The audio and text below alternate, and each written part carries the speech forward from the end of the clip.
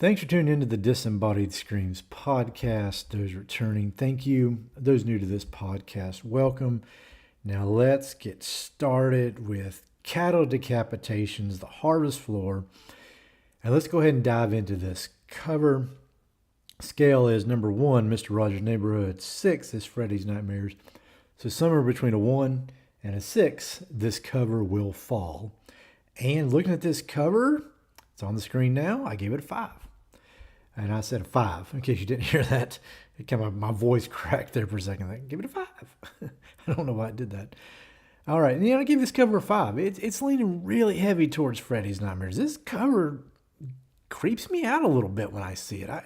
There's something about the blues and the blacks. Even the Cattle Decapitation splat has a nice bluish, kind of cold death look to it as well.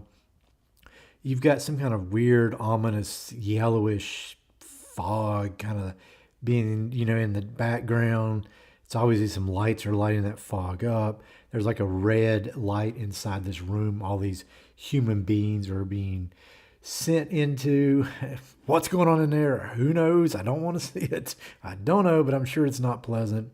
And all these humans are in like this cattle chute being forced into this nightmarish red room, and you've got like these military kind of geared up guys with cattle prods that are got sparkling electric on the end of them. Even the Harvest Floor title is a very cold bluish kind of color, but overall, man, this cover is just truly horrific. We get Soylent Green vibes. I don't know if you've seen the movie Soylent Green from back in the day. It's been a long time since I've seen that movie. And I won't spoil the twist, but it's giving me those kind of vibes. And if you see that movie, you'll know what I mean. But yeah, this is probably my second favorite Cattle Decapitation cover. Humanure is probably my favorite cover. So it's hard not to be a little biased towards it maybe as well for that reason. But I really feel very much a number 5 for this one. It's just very apocalyptic and very horror. And looking at the title, The Harvest Floor, I gave it a 3.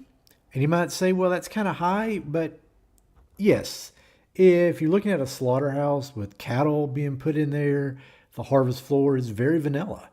But if you think about the Harvest Floor as a place where they're littering bodies and creating human meat, and that's the kind of harvest floor, and you're littering that kind of harvest floor, yeah, it can be kind of horrific. That's why I gave it a 3, because you can spin it in either direction. And a lot of times I'll give a title a 3 that can be spun in either direction. So that's why I gave that a 3. If you think, like most people think what a harvest floor is, then it's a 1 or a 2. It's something very small. But if you think the way I do in a horror sense, then it could be a 25. So it's very horrific in my mind. So you can go either way. So that's why I gave it a 3. Moving on from the title, let's get on to album information from Wikipedia. It goes, The Harvest Floor is the 4th album by Death Grind band Cattle Decapitation. I've heard these guys called in a lot of genres. Death Grind is just another one. It was released through Metal Blade Records, and honestly, Metal Blade Records, I should dive into them sometimes. They have got a lot of great artists on their they've signed up a lot of great artists through their record label. That's what I'm trying to say there.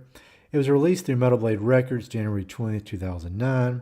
The album was recorded and mixed at Sharkbite Studios in Oakland, California. I love that title. I love that name. With engineering and production handled by Billy Anderson.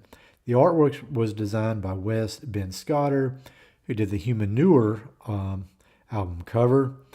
And it shows the outside of a large slaughterhouse with the general public being herded inside to meet their demise. That's very horror. It is the band's last album to feature bassist Troy Oftedal, and their first to feature the human octopus, Dave McGraw, on drums. The album was inducted into Decibel's Hall of Fame. So there you go. That's some more good cred. I didn't know Decibel had a Hall of Fame, but that could be another good video. Go look up Decibel's Hall of Fame and let's see who's in there. I'm going to pencil that into my brain. All right, personnel for this one goes Travis Ryan on vocals, Josh Elmore on guitars, Troy Oftedal on bass. I hope I'm pronouncing that name right. And Dave McGraw on drums. And there's a couple of guest musicians as well. Ross Sewage, the great name, vocals on Tooth Enamel and Concrete. I mean, a guy named Ross Sewage should be on a song called Tooth Enamel and Concrete. And Dino Somis, again, the names are on the screen if you want to look. Vocals on The Product Alive. Additional musicians, Jackie Perez Gratz, electric cello. There's a cello on this, folks. There was like an EBO on one of these albums. There was a keyboard on one of these albums. Now you got an electric cello on this album. Love this band for their originality. Their originality is so good. Death metal style bands don't have this much. Most of them don't have this much originality with this kind of stuff. I mean, sure, there are some that do, but these boys have taken it to the next level. They're definitely doing some unique stuff. John Wise on electronics and atmospherics. Jarbo on vocal melodies. Again, names on the screen. Billy Anderson on keyboards. There's your keyboards again. All right, singles. I'm not seeing any, but A Body Farm and Regret in the Grave have videos available. You can see those. So they're sort of YouTube singles, I guess, now because they have videos for them. But that's really the closest thing I could find. You get a chance, go check out that Body Farm video. It's pretty neat to watch. I haven't watched Regret in the Grave. Pretty neat to go check that one out sometime. All right, let's get into track listing. The Gardeners of Eden, Body Farm. We Are Horrible People. Tooth Enamel and Concrete, that is a wild title. The Right Beneath the Rhine, The Product Alive. All-timer title next coming up, In Axe to See. I love it. Axe to See. Spelled like axe, but with, very clever. Really like that. Into the Public Bath, The Harvest Floor, and Regret and the Grave. And looking through these songs, I realized that they're not as horrific as they could be.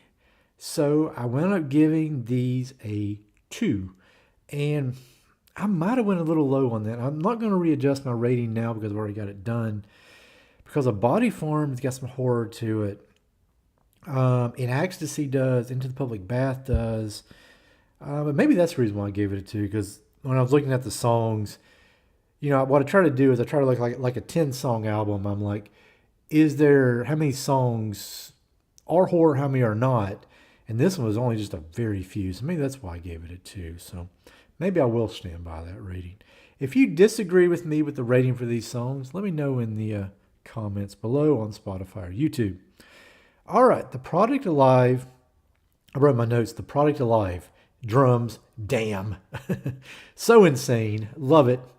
And since I was talking about drums, and this was Dave's first album on drums, I found a thing on tunetrack.com that basically interviewed Dave, and he had some answer to these questions. And I pulled out a couple questions that I really liked, and I wanted to read through those here because I thought they were really interesting. They asked Dave, when did you realize you had a passion for music?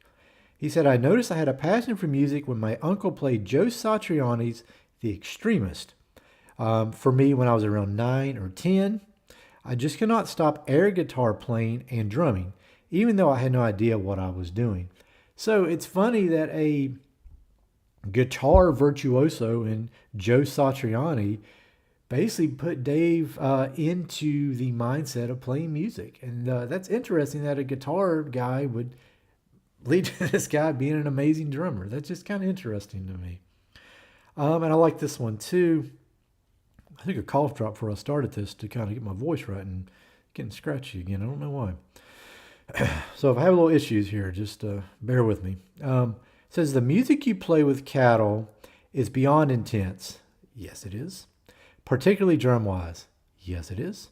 Is it extremely exhausting to play a full show, or is it performing blast beats and double bass drums in 260 BPM for hours on end, something you learn to master, like a long-distance runner type of thing? And I would say a lot of that probably comes down to muscle memory over time. It goes. Dave said, in answer to that question, for me personally, it all comes down to technique. Granted that playing this kind of music does not make you use everything you've got every time. While on tour, though, after a couple of nights, your body will adjust and it becomes more routine. I do, however, enjoy working out at the gym as much as possible. You have to be in shape to play drums like that. Because this is definitely a high intensity style that requires some physical conditioning as well as focus. Only when I'm focused and feeling good is when technique will come into play and do the rest. Some nights I may be more tired than others. I haven't fainted yet. Excuse me there. I told you my voice would crack a little bit.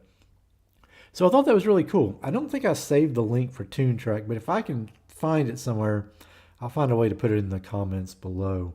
Not the comments below, in the descriptions below. The description somewhere, and let you see it for yourself. All right, rambling a bit. How horrific is this album? After giving you all that information, giving you the cover, giving you the title, rating the songs, the album came out to be a 3.4, and that is not good enough to land it in the current horrific top 5. And if you look on the screen, I'll put the current horrific top 5 up there. In my last episode, I talked about this too, where I'm not sure if I should call some of these ties, and this might be a horrific top 4 if you look at Black Sabbath and Dying Fetus as a tie. King Diamond is the Soul at 5.2. And Cattle Decapitation, Human Manure is at 5. And King Diamond's at 5. So is number 1 a tie and number 3 a tie? And then King Diamond is by itself in 2 or whatever. I'm not sure. But anyways, it's really not all that important. Needless to say, this album does not land in the current horrific top 5, even though it is an incredible album from start to finish at 3.4. I think I mentioned that, right? All right, I'm kind of getting off track here, so let me go ahead and drop anchor here and close out the episode. If you like what you hear, don't forget to tap the follow button if you haven't already.